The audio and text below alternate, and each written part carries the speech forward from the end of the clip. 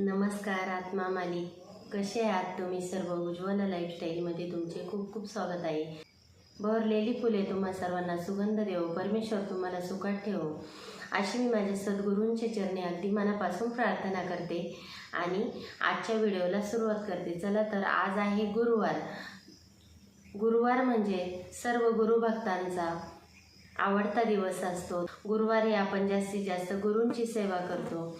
तर त्या संदर्भाची माहिती मी आजच्या व्हिडिओमध्ये तुम्हाला थोडीशी देणार आहे.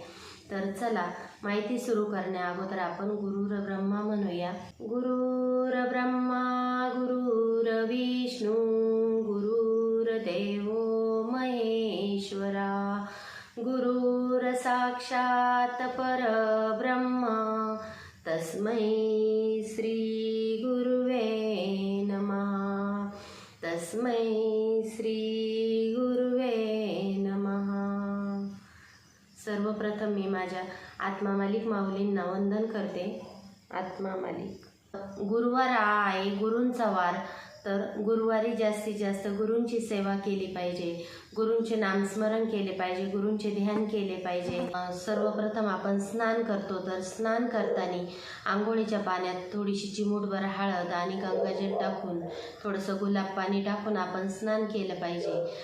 आणि त्यानंतर आपण गुरूंची पूजा केली पाहिजे, म्हणजेच देवपूजा केली पाहिजे. देवपूजा करताना सर्वप्रथम आपले जे गुरु आहेत त्यांना गुरुवारी देवांना स्नान घालण्याच्या पाण्यामध्ये गंगाजल, थोडंसं गुलाब पाणी टाकून आपण देवांना स्नान घातले पाहिजे.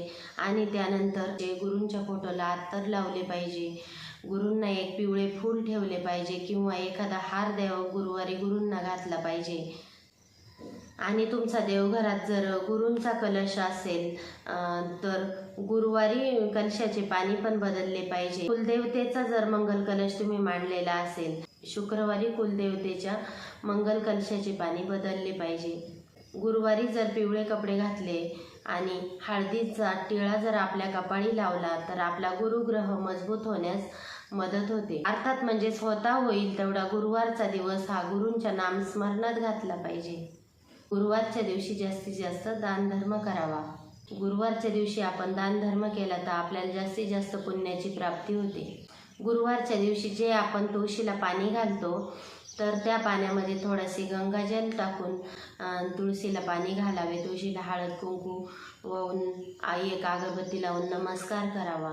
गुरुवारच्या दिवशी तुळशीची पूजा करावी, सूर्याची पूजा करावी. त्याने काय होते तर आपल्या इच्छा पूर्ण होण्यास मदत होते.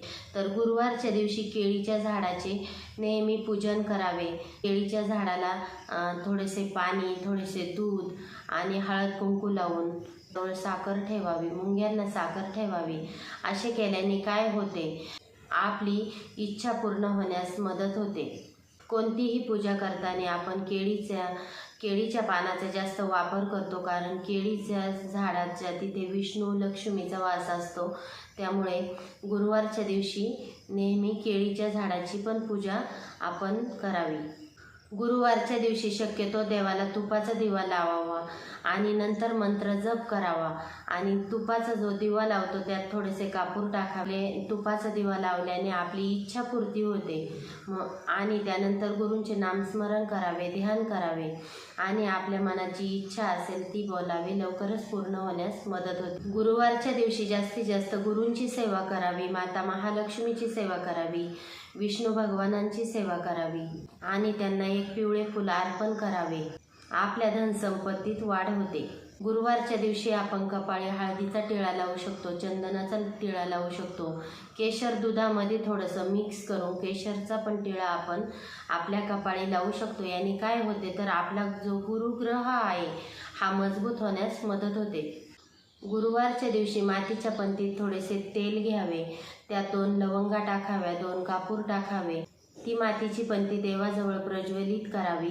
देवाचे 10 मिनिटं नामस्मरण करावे. पैशा संदर्भाचे जे प्रश्न आहे हे सुटण्यास मदत होते. होता होईल तेवढी जास्तीत जास्त गुरुवारी गुरूंचे ध्यान करावे, नामस्मरण करावे. जर आपला गुरुग्रह स्ट्रॉंग झाला तर आपले पैशा संदर्भाचे सगळे प्रॉब्लेम दूर होतात. त्यासाठी गुरुवारच्या दिवशी जास्तीत जास्त गुरूंची सेवा करावी. गुरूंचे ध्यान करावे। तर अशा प्रकारे मी गुरुवारची माहिती तुम्हाला आज सांगितलेली आहे। तर कशी वाटली मला नक्कीच सांगा। आपले व्हिडिओ जर आवडत असतील तर प्लीज कृपया करून सर्वांनी जास्तीत जास्त लोकांपर्यंत शेअर करा, जास्तीत जास्त लाईक करा आणि जास्तीत जास्त सबस्क्राईब करा। एवढेच मी आजच्या व्हिडिओतून तुम्हाला सांगू शकेल। यूट्यूब क्षेत्रात मला तुम्ही सर्व एवढी छान साथ देतात आणि अजून द्याल अशी मी आत्मा मालिक माऊलींच्या चरणी आशा व्यक्त करते आणि आजचा व्हिडिओ इथेच थांबवते। पुन्हा भेटू अशाच एक नवीन व्हिडिओ सोबत। तोपर्यंत तुम्हा सर्वांना आत्मा मालिक।